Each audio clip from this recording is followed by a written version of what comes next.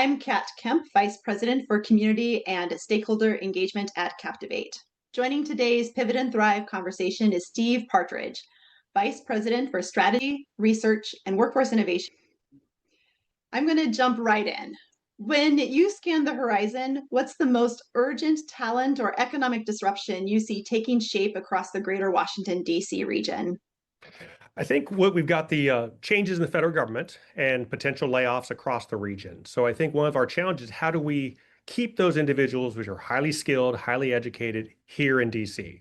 We've struggled for a long time to attract talent to our area because of the high cost of living. And so we don't want to be able to tell future folks that are expanding or looking to locate here that we don't have the talent. So I think our challenge right now is how do we hold that talent here locally? Mm. Yeah, and that leads us to show, some say Northern Virginia is really at a crossroads for these things that you laid out. From your vantage point, what's the biggest risk if we don't act now? I think for a long time we've talked about, we're like an old company town where you have a major employer that we've said for years we need to diversify, but we haven't really done enough. And so the federal government has always been a large player in our local economy, and now they're sort of resizing themselves and realizing they either don't want their workforce here locally or they don't need as large a workforce.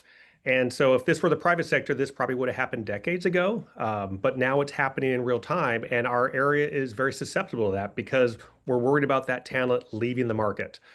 We've got other jurisdictions that are advertising for that talent, saying federal workers come to New York City, come to other parts of the country, because talent is, we know for the next decade, we're going to be in a sort of shortage situation where we don't have enough workers with the right skill sets to fill all the open jobs across the US. So unless Northern Virginia can either attract more people or grow more people, we can't afford to lose the talent we've got. So I think talent is our biggest Achilles heel for our region right now. So, with that in mind, how is Northern Virginia Community College helping the region to pivot, especially in areas like AI certifications, data centers, and the Nova Next initiative? Yeah, so we're doing a couple things. One, we want to make sure we can do something to help those who have been hit with dislocation. So we started Nova Next about 5 months ago, which is a free series of classes. We've got 18 different classes. Federal workers or contractors that are impacted can take advantage of completely free. So we're subsidizing that because one, we want to make sure they have the most relevant skills when they're looking for jobs to show employers they have a PMP certification or an Mhm. HR certification or our brand new AI certification, which is an indication to a lot of employers that not only do they have a bachelor's, master's, but might have been decades ago, they got work experience, but they also have kept their lifelong learning going. They've got relevant skills that the job market is looking for today. We're also trying to send signals to those that are looking for a career switch. We work with a lot of individuals that maybe are in areas like hospitality, retail, they're looking to reskill and maybe move into higher demand areas to let them know that what you can make, what the pathway there is, because there are enough people for the jobs here. Sometimes they're just not in the right jobs. So we're really trying to market to different folks to let them know that, hey, if you're looking for a career opportunity that makes more money, here's your pathway and here's what you need to do. So, can you give us a glimpse of what innovation looks like inside a community college today? Maybe something surprising that you're piloting or scaling? Yeah, I think a lot of people don't realize how much we do look at data. We have an entire team, our labor market intelligence team that does nothing but look at job posting data. They mine that data. We subscribe to a lot of databases that kind of tells us where the economy is going. So we analyze that data and we kind of make sure it aligns with what we're offering.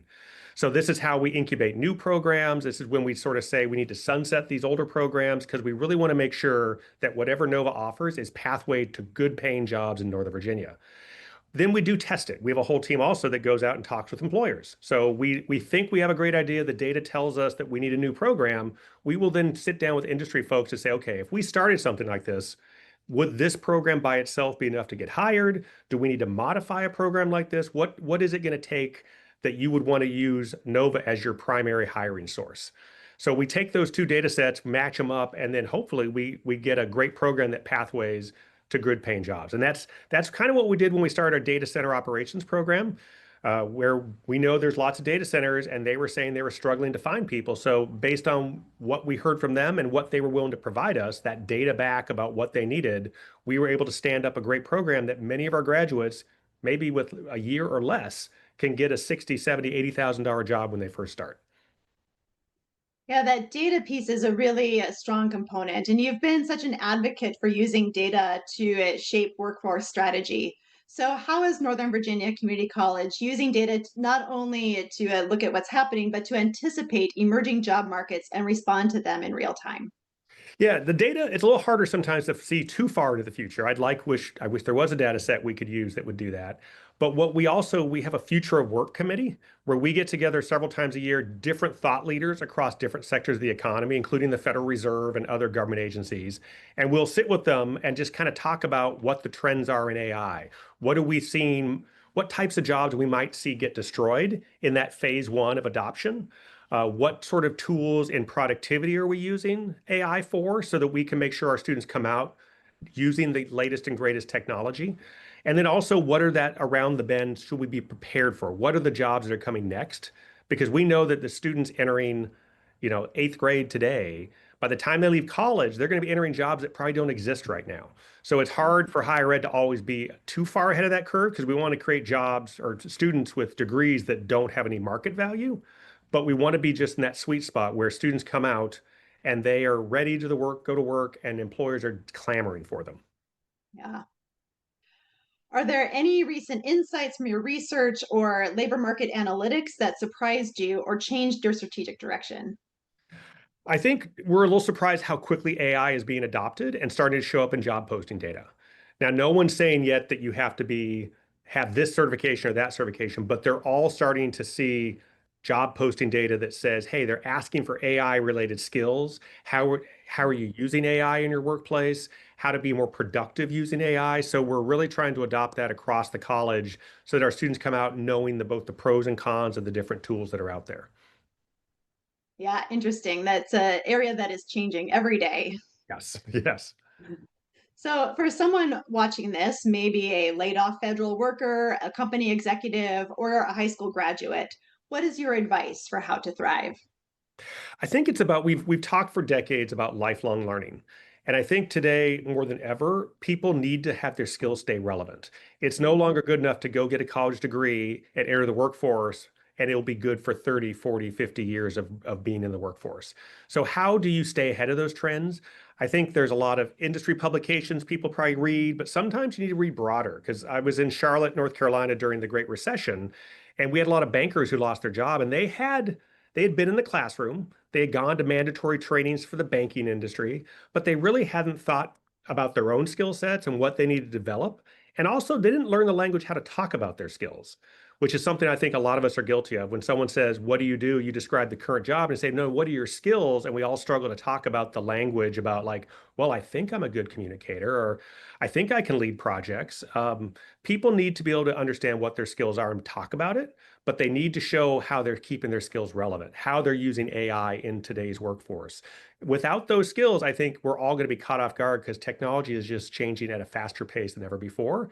And the workforce used to be very slow to adopt some technologies. Now it's being much faster than we ever imagined. So I think for any worker, whether they're fully employed, they're at the end of their career, beginning of their career, staying in the classroom, making sure they keep their skills relevant is key to success. Wonderful.